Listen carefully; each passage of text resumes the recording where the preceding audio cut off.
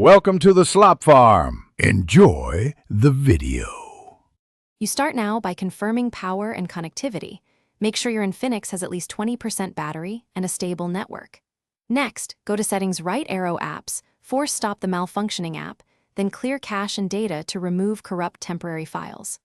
Once done, check storage and free about 500 megabytes if needed, then open Google Play and update the app. These steps remove common causes like bad cache or outdated binaries, so the app can restart cleanly. If the basic fixes fail, uninstall the app and reinstall from Google Play to replace broken files.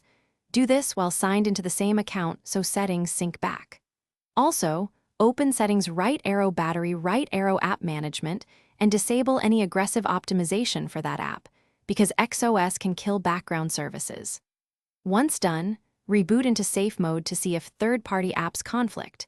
If the app works in safe mode, identify and remove the recently installed suspicious app and repeat the reinstall. When nothing else works, back up your important data to Google Drive or a local backup. This preserves contacts, photos, and app data where possible.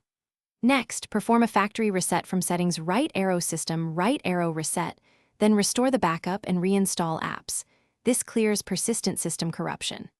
If the problem remains, enable developer options, reproduce the error, capture logs with Logcat, or use a support app, and contact Infinix support with the logs.